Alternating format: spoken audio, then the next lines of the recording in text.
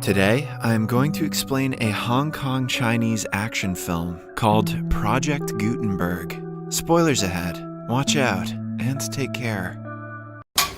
Lee Man and his girlfriend Yuan live in Vancouver as painters. While Yuan creates original art, Lee is more interested in replicating the paintings made by famous painters. He is very talented in his field of work and can replicate almost any kind of painting to every minute detail. However, his work is not very popular among the dealers and the gallery show organizers, since they cannot display a counterfeit painting, no matter how good it is.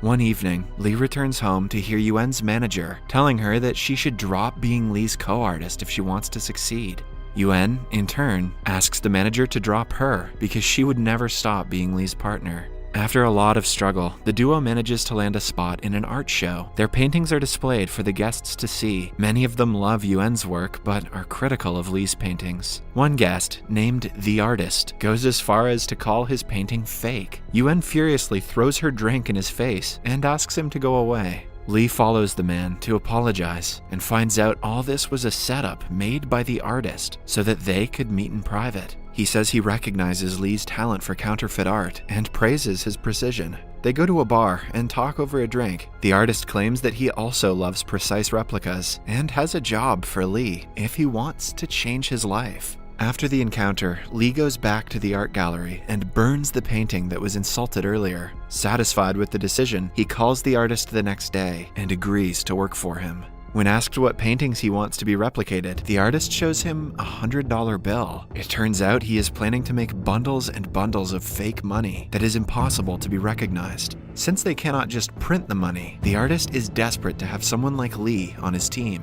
Initially, Lee refuses to do anything illegal, but upon realizing that he will be swimming in money, he takes the offer. He returns home that day and sees Yuan moving away from their home. She has decided to leave him after the stunt he pulled at the gallery that cost her a lot of money. In the following scene, Lee joins the artist and his team on a private plane that is flying to Thailand. Lee still plans to return to Canada and win Yuan over after making some money. The team consists of a printing plate specialist, Mr. Yam, a color theory expert, and two people in charge of security and sales. The new 1996 US $100 bill features the Duplessis version of Franklin's portrait that is enlarged by 50%, which resulted in more details and lines. Even if they use the commercial printer with the highest resolution, the result will be of a different pattern and not precise at all. Moreover, there is a microprint on Franklin's collar on the bill that says the United States of America. A commercial printer would never be able to print with this precision. This is where Lee comes to play, because he can paint the bill better than the printers. Secondly, the bills are made of scratch-free paper that turns the black ink of the counterfeit detection pen into yellow. This helps bank workers separate fake from real. The artist is yet to find a way to get the scratch papers, but until then, he wants Lee to work hard on the painting process. For the next few weeks, Lee paints the $100 bill with absolute precision, not missing a single streak or line.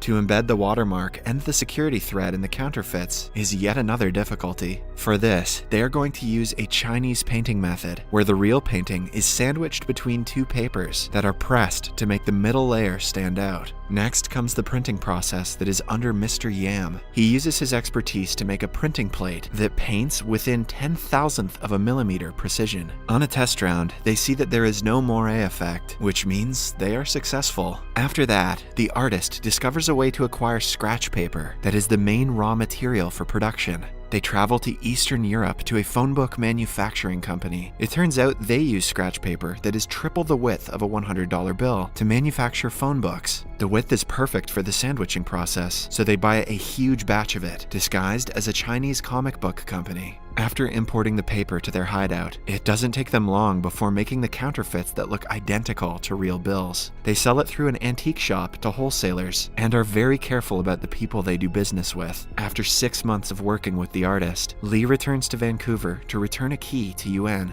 He refuses to meet her and decides to leave the key on her desk. The artist thinks he's a coward for giving up so easily, which causes an argument between the two. To prove his bravery, the artist brings out a gun and goes to a police car to conduct a robbery out of nowhere. That's not bravery, that's idiocy. Lee has to reluctantly help him in it, but he cannot shoot anyone out of fear. By the end of the impromptu robbery, all the policemen are dead, and Lee is left shocked. He finally realizes his boss is not a sane person. Moreover, he only signed up to paint, not to kill people. Then, we are introduced to a counterfeit bill expert in the police named Wing. He is called to Hong Kong from Canada because the police have gotten a hint of a sudden rise in fake dollar bills all around the world. Wing meets the head of Hong Kong police, Inspector Ho. They go on an undercover mission and pose as customers who are willing to buy fake money. After several meetings with a lot of brokers, they are allowed to meet the artist at a boat party. However, their hopes to catch the culprit are crushed when they find out the painter sent his brokers in his place. They test Wing in several ways and figure out that he is not a threat. One afternoon, Lee approaches the artist and claims that he doesn't want to be on the team anymore. Still, he promises to find a new way for them to keep their business going before his departure. The artist allows him to do whatever he wants without a fuss. In the following montage, we see the team traveling the world and selling their money at an international level. The profits are insane, and so is the demand for their goods. Then, they get the highest bid from the Thai crime boss, the General. He calls the artist and his team to his hideout for a business meeting, but it turns out that the General killed the artist's father long ago. Hence, the artist is here not for business, but to kill the General. He asks Lee to trigger the explosives in his jacket, but a cowardly Lee refuses. Seconds later, a car explodes and a shootout ensues. Everyone from the General's team is killed, except for their counterfeit money expert named Sarah. She is about to die after catching on fire, but is saved by Lee. After the group departs, she is taken care of and invited to the team because of her expertise. Lee takes care of her, and the two develop a friendship. Meanwhile, the artist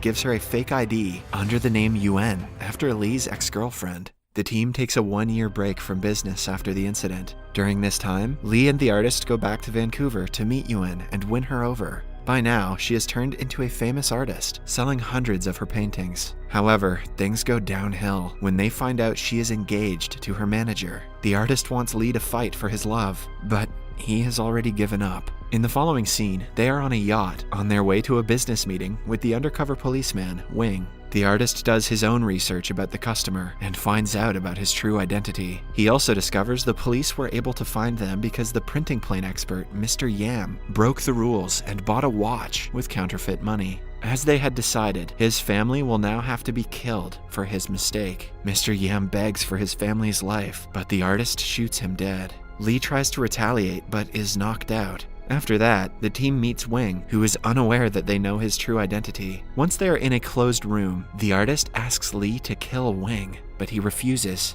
In the end, he has to do the job himself. To make Lee get over his fear of killing, the artist has kidnapped Yuan and her fiancé. He hands Lee a gun and asks him to kill them, since it will be easier for him to kill people he hates. However, Lee refuses yet again. In a fit of rage, the artist kills Yuan's fiancé himself, while Lee saves Yuan. Sarah knows that Lee will also be killed after this. She remembers that he saved her life long ago and attacks the rest of the team. In the ensuing shootout, all the members die, and Lee finally kills the artist. Sarah makes him let go of Yuan and brings him to a resort that the artist had bought for them. They find out he is still alive because the police never recovered his body. One day, Lee discovers that Yuan is about to organize a memorial for her late fiancé. He suspects the artist will be there to kill her to get to him. Despite Sarah begging him not to go, he does it anyway. However, on the way, he accidentally uses the counterfeit money and is apprehended by the police. He is then taken to Hong Kong under Inspector Ho's custody and interrogated. Lee is terrified of getting killed by the artist if he reveals his identity. Hence, he keeps quiet about everything. A few days later, Yuan comes to meet him and convinces him to help the police. They settle on an agreement that Lee will be released into witness protection for revealing the artist's identity and criminal history. After that, Lee starts telling the police all about his past, starting from his relationship with Yuan, how he met the artist, the money-making process, the time he witnessed the first murder, and so on. After he reveals everything, he also helps the police make sketches of the only two remaining people from their team, Sarah and the artist. By the end of the day, Lee and Yuan are left in a hotel with security outside. The police immediately start a search for the artist, now that they have a picture of him. While they are at it, Inspector Ho notices him, disguised as a police officer in the police headquarters itself. She and her team arrest him and hold him down, only to find out the man has been a policeman for several years and couldn't be the artist at all. This is especially strange because he was the one playing the role of the artist from the very beginning. It is then revealed that the policeman was the guy who helped Ho to bring Lee from Thailand to Hong Kong.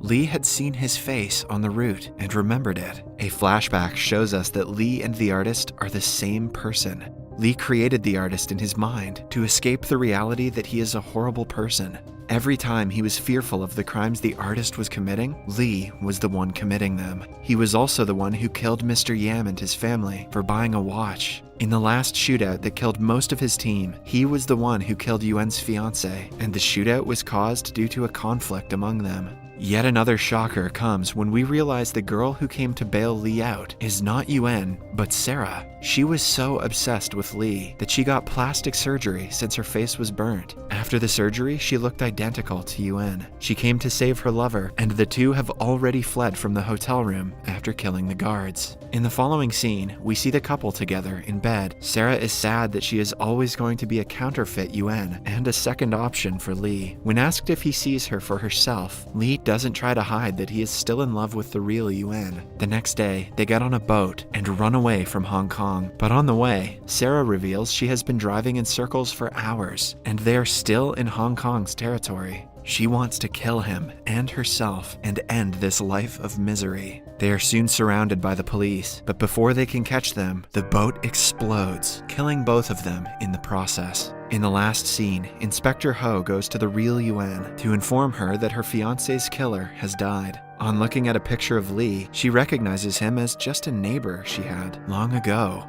It turns out Lee even fantasized his entire relationship with Yuen, and they were never together. Subscribe for more videos like this, turn on notifications, and leave a like.